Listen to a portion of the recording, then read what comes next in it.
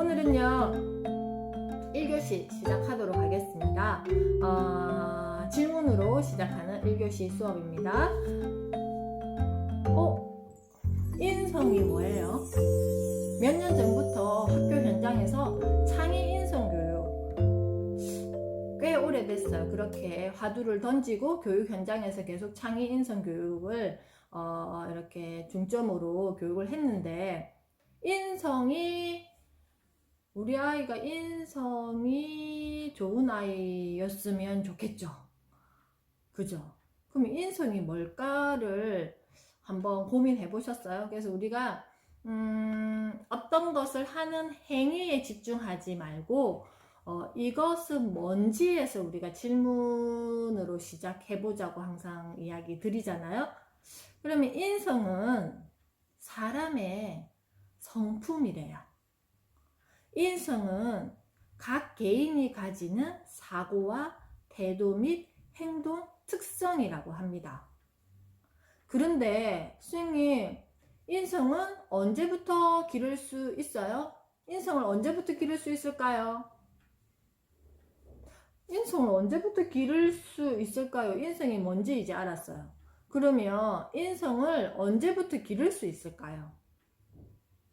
저요. 인성은 엄마 뱃속에 있을 때부터, 태아 때부터 엄마의 정서의 연결고리가 아이의 발달에 그대로 간다고 저는 생각을 합니다.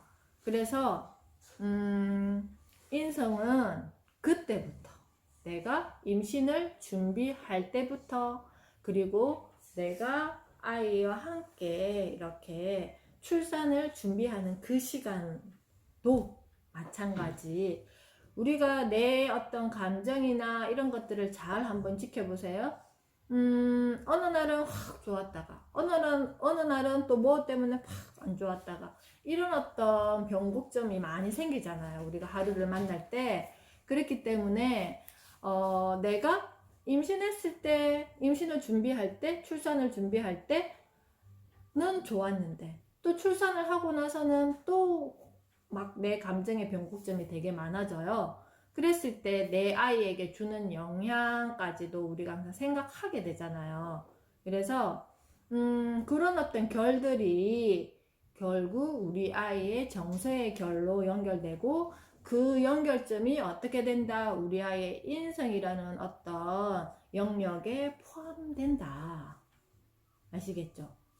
그런데 AI 시대에 인성이 중요하대요. 왜요? AI 시대에 인성이 무슨 연결고리가 있는 걸까요? 그것은 저랑 같이 오늘 이 책을 읽고 신문을 마지막 3교시 때 읽음으로써 조금 해결될 것이라고 생각합니다. 자, 그러면 다시 나의 어떤 기준으로 한번 넘어가 보겠습니다. 우리 엄마들은요, 인성교육을 따로 받으셨어요? 아, 맞다. 우리 학교 다닐 때 도덕 수업 했죠? 그게 인성교육이었나? 그죠? 학창 시절에 뭔가 수업은 했는데, 그러면 우리가 어렸을 때는 좀 이렇게 대가족 문화였어요. 그죠?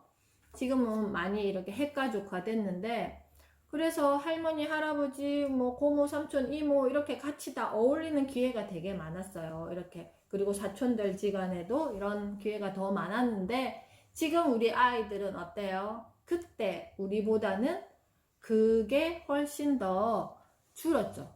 그죠? 그래서 우리가 이런 어떤 나는 어떻게 나의 인성이, 나의 지금 인성은 어때? 나는 어렸을 때 어떻게 내 인성이 길러졌을까?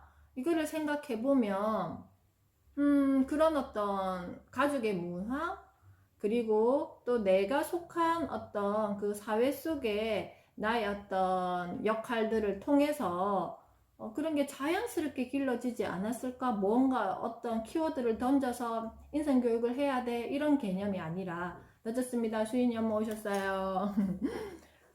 자, 그런데 강민이 엄마도 오셨어요.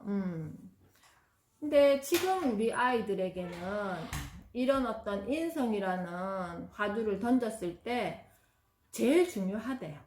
인성이. AI 시대이지만 4차 산업혁명 시대이지만 인성이 중요하대요. 그럼 이거를 우리가 어떻게 우리 아이의 인성을 어떻게 기를 수 있을까요? 도윤이 엄마도 오셨어요. 오늘 월요일인데 출석률이 정말 좋습니다.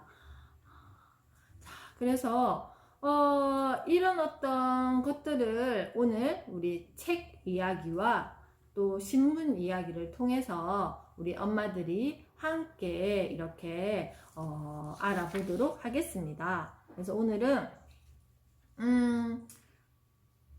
258페이지 AI는 지금 거침없이 인간의 영역을 장악하고 있다. 하지만 AI에는 한계가 있다. 바로 인성이다. AI가 인성을 흉내낼 수는 있어도 가질 수는 없다. 그게 AI와 사람과의 결정적인 차이다. 그래서 인간만의 고유한 인성을 기르는 것이 매우 중요해졌다. 이게 오늘 우리가 읽을 책의 어떤 핵심 문장이라고 생각합니다. 그래서 오늘은요 13일차 우리 아이는 질문으로 자란다 책 읽기 13일차입니다. 인성을 키우는 입장 바꾸기 질문법. 다가오는 인공지능 시대에 21세기 역량을 어떻게 키워줄 것인가. 다보스 포럼을 만든 클라우스 슈밥은 판을 크게 벌이는데 가히 천재적인 인물이다. 유대계 독일인인 그가 휴가 때면 스위스의 시골 동네 다보스를 찾았다. 그리고 휴가지에서 큰 그림을 그렸다. 그 결과 1971년 다보스에 비영리 재단을 만들고 세계경제포럼이라는 이름을 붙였다. 오늘날 다보스 포럼은 미국 대통령까지 참여하는 세계경제올림픽이 되었다. 그런 그가 2016년 화두로 꺼내든 것이 바로 4차 산업혁명이다. 잔잔한 물에 돌을 던지면 파장이 일어난다. 물은 제자리에서 출렁일 뿐인데 착시 현상으로 물이 움직이는 것으로 보인다. 슈밥이 던진 4차 산업혁명에 한국이 가장 민감하게 움직였다. 덕분에 한국은 타이든 자이든 지금 4차 산업혁명 시대를 살고 있다. 그러나 4차 산업혁명이 뭐냐고 물으면 대답하기가 쉽지 않다. 슈밥은 4차 산업혁명을 이렇게 정의했다. 4차 산업혁명은 테크가 아니라 휴머니티다. 4차 산업혁명은 테크가 아니라 휴머니티라고 정의했대요. 인공지능 시대 인성이 곧 경쟁력이다. 휴머니티는 인성을 말한다. 인성은 사람의 본성이다. 슈밥은 4차 산업혁명 시대에 왜 인성을 말하는가? AI는 4차 산업혁명의 단짝이다. 작년에 2만 명이 일하는 중국 공장에 AI가 투입된 이후 현재 그 공장에 남은 인력은 단 100명 뿐이다. 그런가 하면 최근 일본의 호텔에서는 AI가 안내를 하고 두바이 레스토랑에서는 AI가 심지어 요리까지 만든다고 한다. AI를 흔하게 보는 세상이다. 한국인들에게는 AI가 현실로 훅 다가온 계기가 조금 더 빨랐다. 바로 이세돌과 알파고가 승부를 부리는 세계적 이벤트를 통해서였다. 그때가 2016년이다. 지금이 2020년이잖아요. 근데 이 책이 언제 출간됐죠? 근데 2020년은 어때요? 2020년은 우리가 지금 온라인 세상 속으로 훅 들어가 버렸어요. 그래서 이 책을 지금 이 저자가 적은 이 시점과 지금은 또 달라졌다는 거죠. 그죠? 실감하시죠? 그래서 AI는 우리의 일상 속으로 점점 더 깊이 들고 있다. 영국의 마크 브래드와 로티 레즈 부부는 생후 18개월 아들이 처음 한 말이 엄마와 아빠가 아닌 알렉사였다고 한다. 제 방에도 지니가 있어요. 그래서 지니 TV 켜줘. 지니 지금 몇 시야? 지니 뭐 이거 들려줘 이러면 걔가 이야기도 하고 저 어떤 거에 반응해서 알려줘요. 그런 것처럼 지금은 점점 더 그런 게 발달되어 있고, 제가 어제 주말에 신문을 볼 때도 이제 호텔에서 수건 서비스 하는 것과, 그리고 호텔의 어떤 레스토랑 그 음식 이렇게 서빙하는 것도 로봇이 다 도입되어 있었고요. 코로나 이전에 외국 여행 가시는 혹시 기회가 있으셨을 때 공항을 가도 안내해주는 사람이 아니라 로봇이 이렇게 다니면서 안내를 해주는 것도 우리 일상 속에 쑥 들어와 있었어요. 그래서 그때 막 그 계약직 노동자들, 그런 어떤 안내를 했던 노동자들이나 이런 노동자들의 일자리가 점점 더 로봇이 침투를 했었죠. 그래서 그때 막 이렇게 등에다가 막 어떤 뭐죠? 그 직장 보장의 어떤 그런 거를 투쟁하는 그런 어떤 문구를 적어서 이렇게 있었던 모습도 봤어요. 근데 코로나 이후에는 더 그게 급격히 빨라지고 있는 거죠, 지금. 그래서 자, 한국은 2018년 1분기에만 AI 스피커가 73만 대나 반려 관련 부분 세계 3대 시장에 올랐다. 아이의 대화 상대가 부모와 친구가 아닌 AI가 되는 세상이 현실로 다가오고 있다. 득과 실은 시간이 흘러야 드러날 것이다. 지금은 한참 이렇게 우리 아이가 이제 영아기, 유아기, 그리고 아동기 때 이런 걸 접하고 있는데, 이게 나중에 성인이 되었을 때 어떤 결과가 일어날 것인가에 대한 득과 실은 시간이 흘러야 드러날 것이다 라고 했습니다. 처음에 슈밥이 인성을 말할 때 나 또한 의문을 품었다. 4차 산업혁명, 인성이 도대체 무슨 관계인가 하고 시간이 지나면 이제야 깨닫고 있다. 지나면서 이제야 깨닫고 있다. 인간이 AI를 넘어서는 것은 뭐밖에 없다고요? 인성밖에 없다. 슈밥은 미래를 정확하게 보았다. AI는 지금 거침없이 인간의 영역을 장악하고 있다. 하지만 AI에는 한계가 있다. 바로 인성이다. AI가 인성을 흉내낼 수 있어도 가질 수는 없다. 그게 AI와 사람과의 결정적인 차이다. 그래서 인간만이 고유한 인성을 기르는 것이 매우 중요하다. 인간만의 고유한 인성을 기르는 것이 매우 중요하다. 그렇다면 쌩님, 도대체 어떻게 인성을 기를 것인가요? 인성은 10가지 덕목으로 이루어져 있다. 인성을 기르려고 하는데 인성은 어떤 덕목이 있는지 우리가 한번 알아보는 거죠. 존중. 우리 아이와 나와의 관계, 우리 가정 내의 관계를 한번 생각하면서 잘 들어보세요. 존중. 그리고 질서. 우리 가족은 서로 간에 존중을 하고 있는지, 우리 가족 내에는 질서가 있는지, 협동, 가족끼리 협동이 이루어지고 있는지, 예의, 서로 간의 어떤 부모와 자식 간의 역할, 그리고 형제 간의 어떤 그런 것들, 예의라든지 그런 걸 갖추고 있는지, 자주 스스로 할 수 있는 것, 책임, 내가 해야 될 것을 충분히 내가 하고 있는지, 책임에 대한 것. 그 다음에 끈기, 그 다음에 도전, 그 다음에 꾸준히 하는 성실, 그 다음에 공정.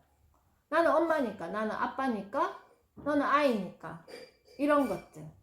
공정. 자, 이렇게 10가지라고 합니다. 다시 한번. 존중, 질서, 협동, 예의, 자주, 또 뭐예요?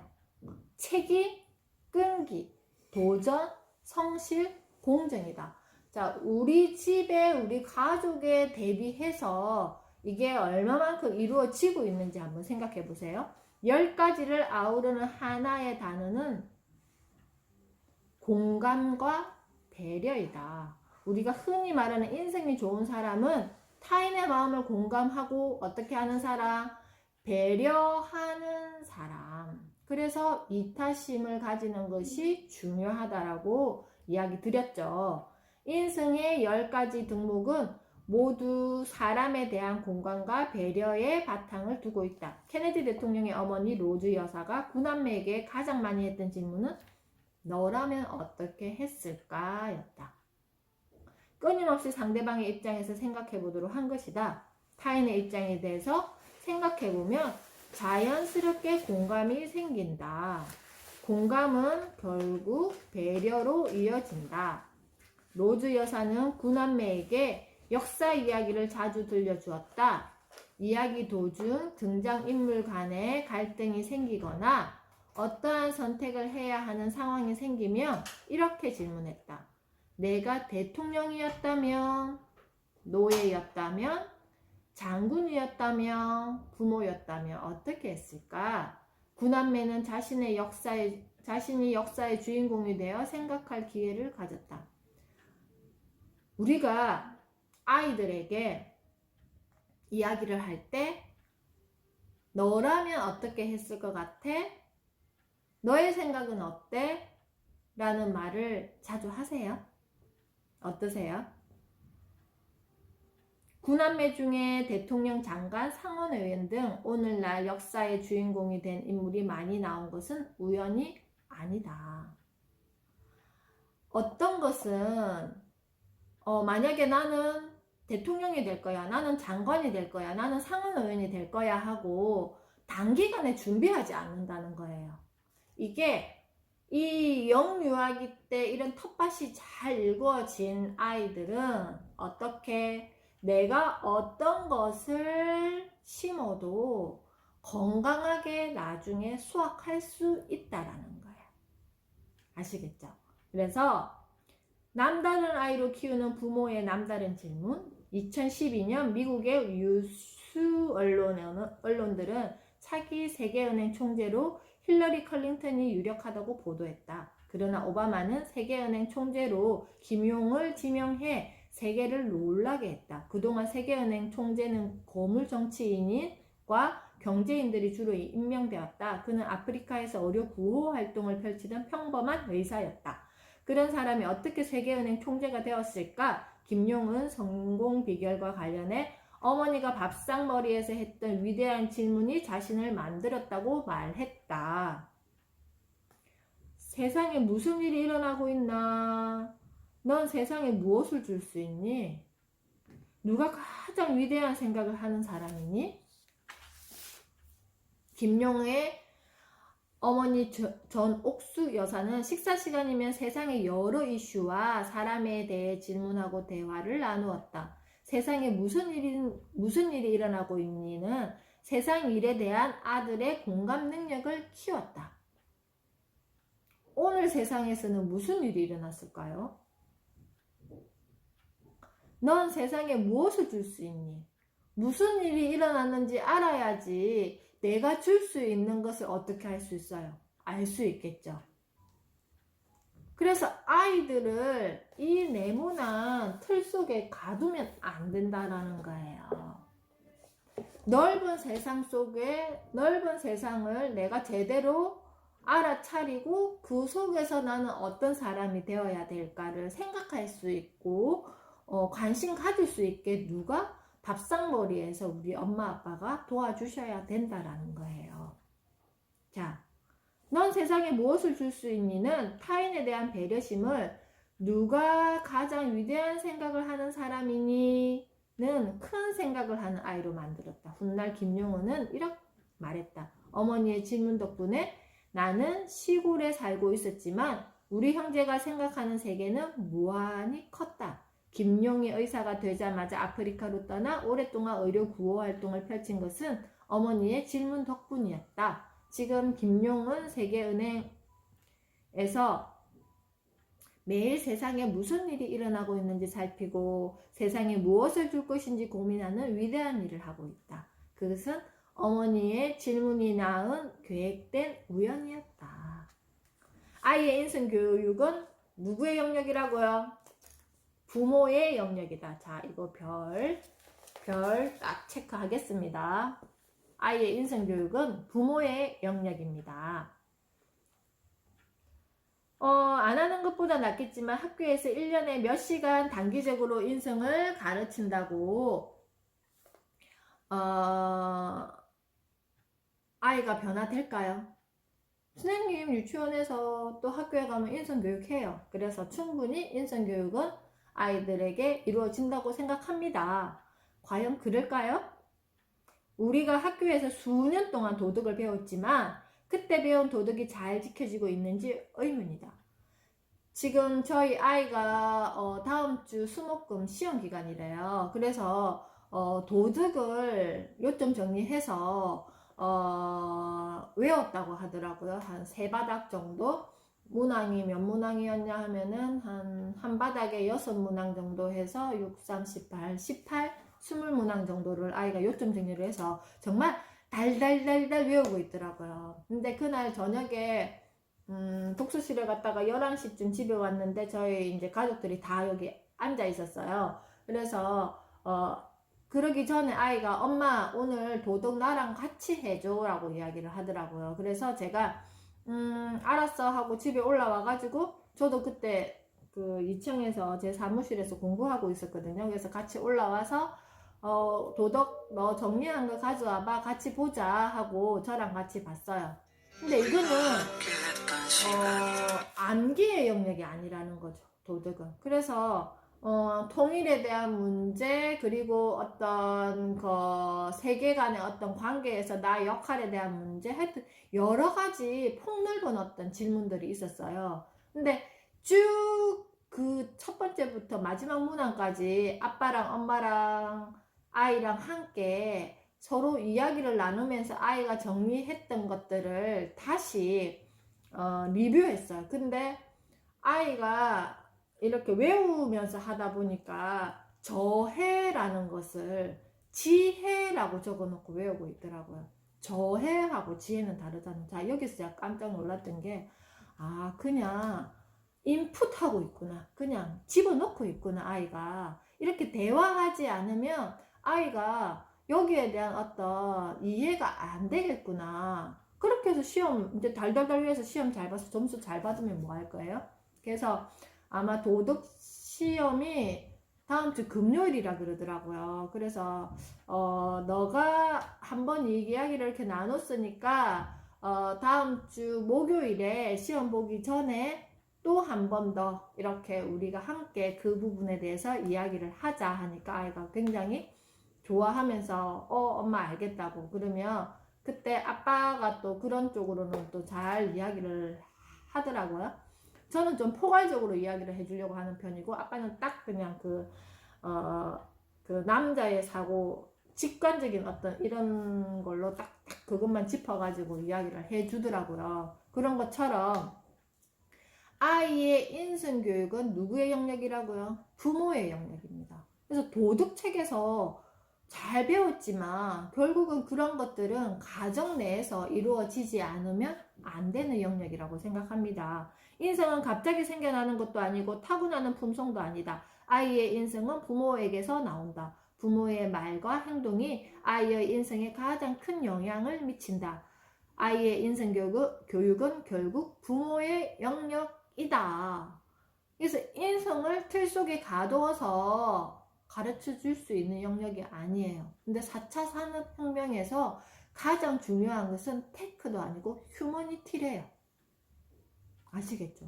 우리가 왜 매일 이렇게 지금 공부하고 있는지. 그러나 공부 잘하는 아이는 많아도 인성이 훌륭한 아이는 드물다. 그래서 어떤 그 사립 중학교에 시험을 보는데 인성 영역, 그 다음에 영어 영역, 수학 영역 이래서 세 가지 영역을 가지고 시험을 보는데 인성 영역을 어떻게 시험 보는지 아세요? 선생님 인성 영역을 어떻게 시험 봐요?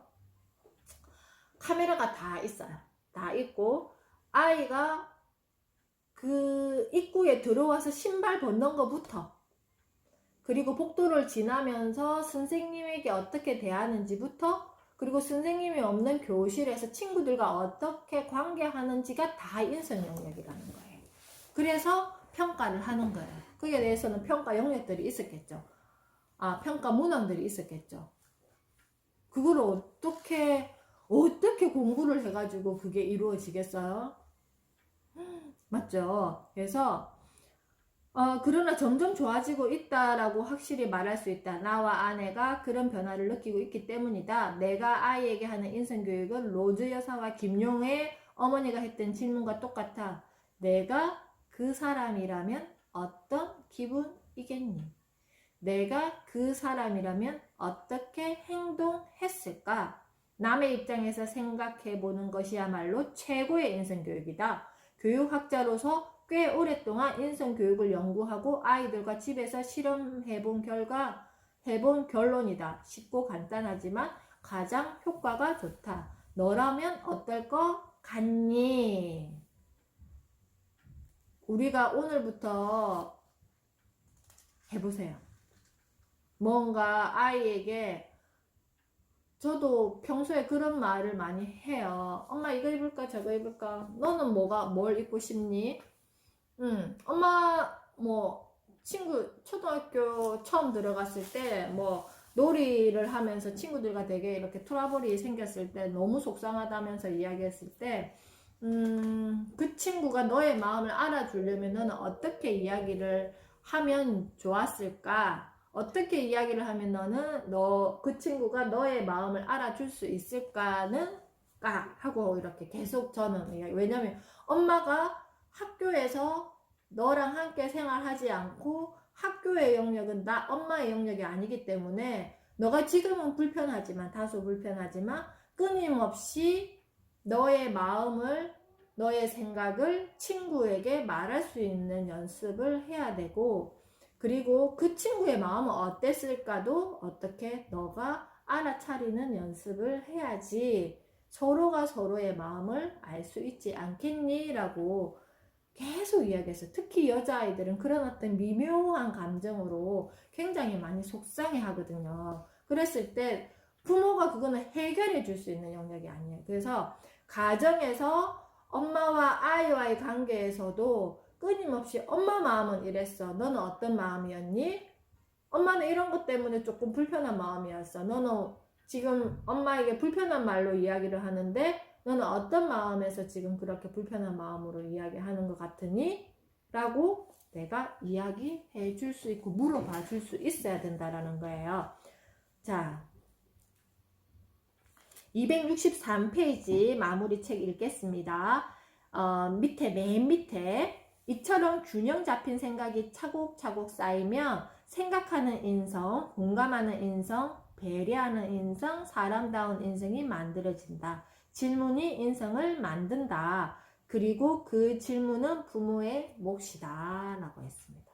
자, 여기가 이 책의 하이라이트라고 생각합니다. 아시겠죠? 그러면 쌤이 인성을 어떻게 기를까요? 오늘 우리가 신문을 또 읽으면서 그 부분 우리가 사용하지 않았던 영역이잖아요. 그죠? 그 영역들을 또 한번 근력을 키워 보겠습니다. 자, 첫 번째 신문입니다. 신문 내용입니다. 2020은 지난주 12월 3일 수능이 있었죠. 자, 수능을 보고 또 수능에 대한 어떤 이야기의 기사가 많았는데요. 우리가 2021년을 한 달 전에 준비하자 그랬잖아요. 그러면 2021년 1월 1일이 되었을 때 어떨까요? 미리미리 준비했기 때문에 나는 이제 새해가 됐으니까 지금부터 하는 사람과 한 달 전에 준비했던 우리와 마음가짐의 차이가 확실히 다르다고 저는 생각합니다. 그래서 우리는 지금부터 2021년을 준비하고 있습니다. 그죠? 그것처럼 자, 이번 수능이요. 어떤 유행으로 나오냐면요. 자, 여기서 하나 짚고 넘어갈게요. 선생님, 우리 아이들 10년 뒤에는 대학이 없어지지는 않지만 크게 의미 없다고 말씀하지 않았어요. 제가 지금 이걸 말씀드리는 이유는 수능을 잘 보기 위함이 아니라 모든 사회에서 요구하는 게 이런 것이다 라는 게 수능이 지표라고 할 수 있다고 저는 생각합니다. 그래서 이 부분을 제가 이야기를 드리는 거예요. 자, 수능 중에서 이번에는요, 어떻게 기본 개념과 원리를 정확하게 이해한 학생들이 어떻게 했다고요? 쉽게 접근할 수 있는 수준으로 출제됐다. 그래서 수학도요,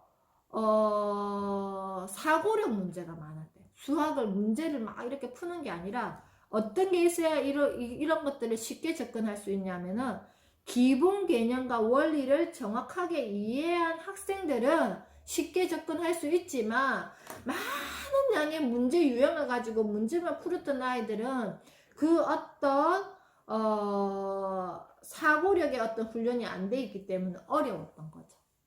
아시겠죠? 그래서 제가 아까 첫 질문이 뭐였죠? 1교시 때 인성이 뭐예요?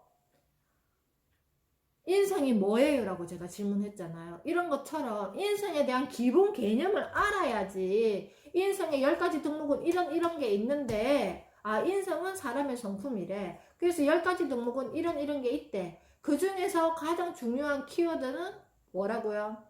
공감과 배려다. 자, 여기까지 딱 이게 있고 나서 그러면 우리 가정에서 인성교육 어떻게 하지에 대한 어떤 기본 개념과 이 어떤 원리를 딱 알고 나는 이렇게 해야 되겠구나 라고 생각하는 것과 그거 다 빼고 그냥 가정에서 인성교육을 하래. 밥상머리 교육.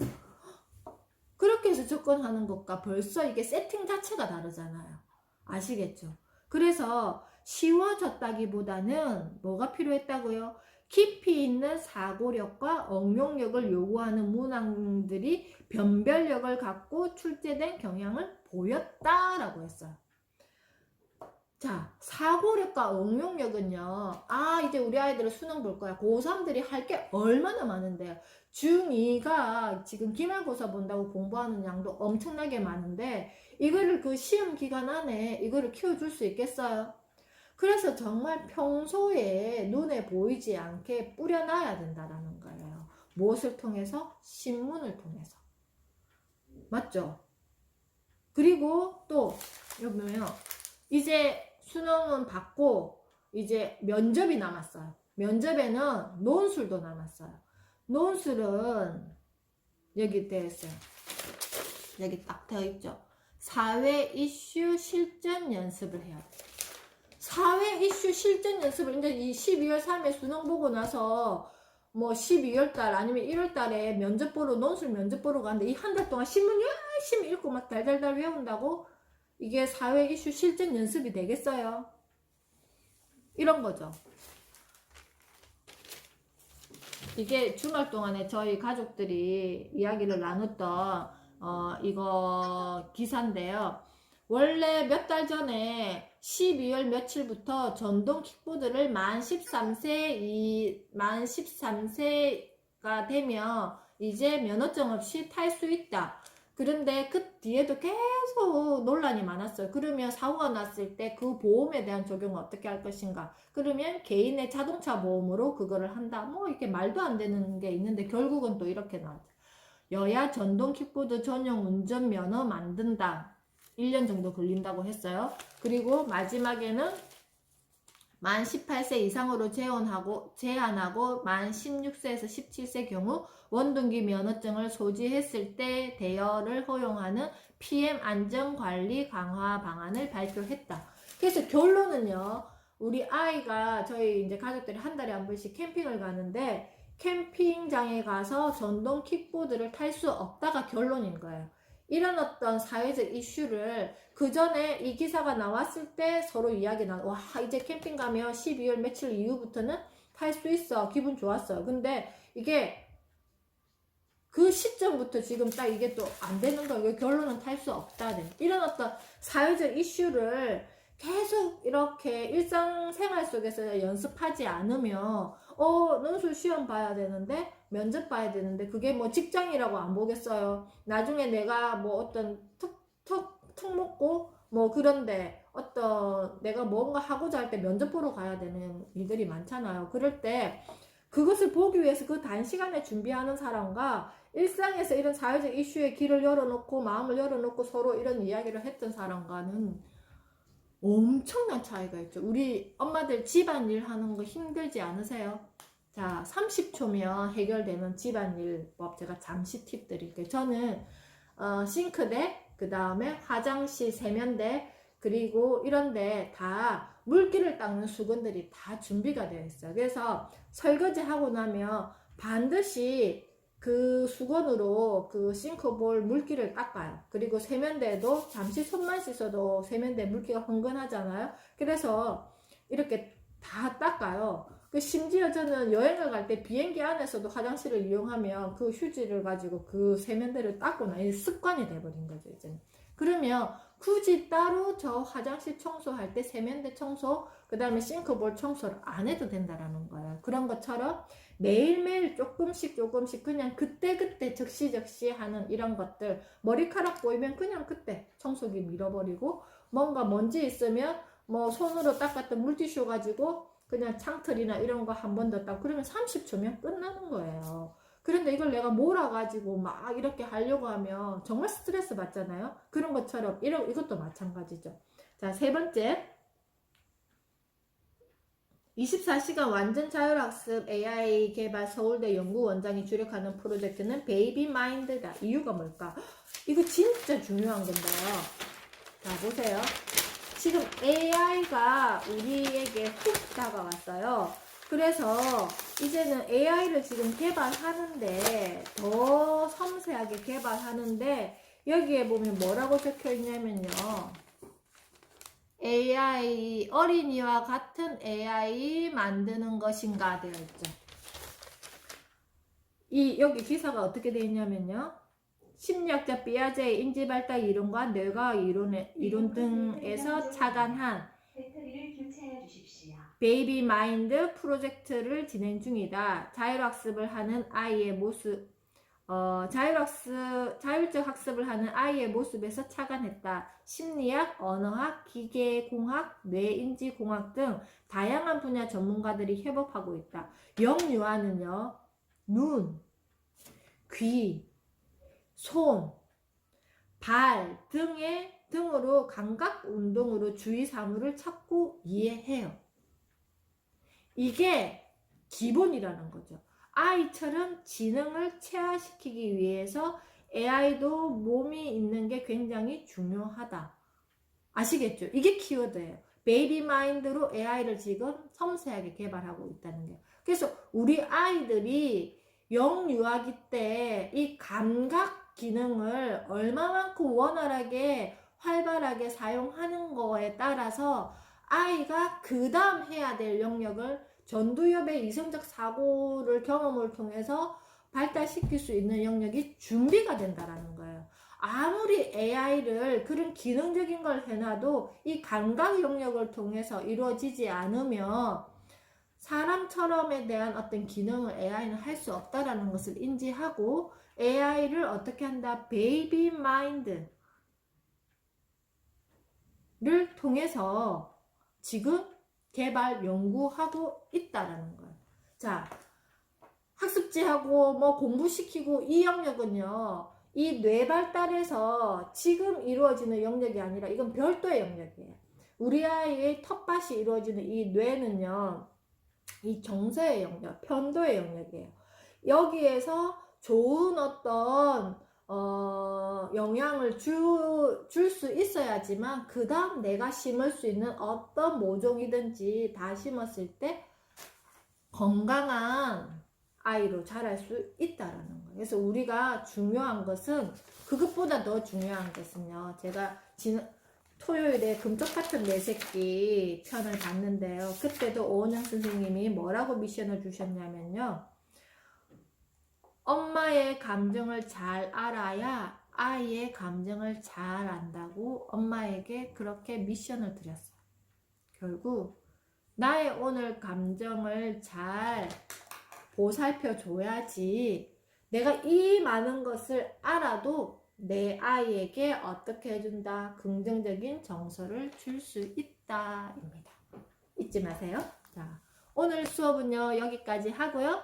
내일 또 이 시간에 더 알찬 이야기로 만나 뵙도록 하겠습니다. 오늘도 수고하셨습니다. 아, 맞다. 한 가지만 더 이야기할게요. 늦게 들어오신 분들을 위해서 우리가 이번 주 목요일까지 이 책 수업이 끝납니다. 책 내용은 수요일에 마치고요. 목요일에는 우리 책거리도 하고 여러 가지 또 이야기를 나누면서 목요일 시간을 보낼 건데요. 자, 여기서 수업이 마치지만 다음 주에도 매일 3시부터 3시 한 10분, 15분까지 이 우리 3교시 영역 있죠. 신문 읽어주는 영역은 계속 진행할 겁니다. 그래서 이 방에 계시는 분들은 시간이 되시는 분들은 항상 들어오셔서 오늘은 또 무슨 소식이 있나 이런 것들을 알아가는 시간으로 채워보도록 하겠습니다. 오늘도 수고하셨습니다. 내일 만나겠습니다.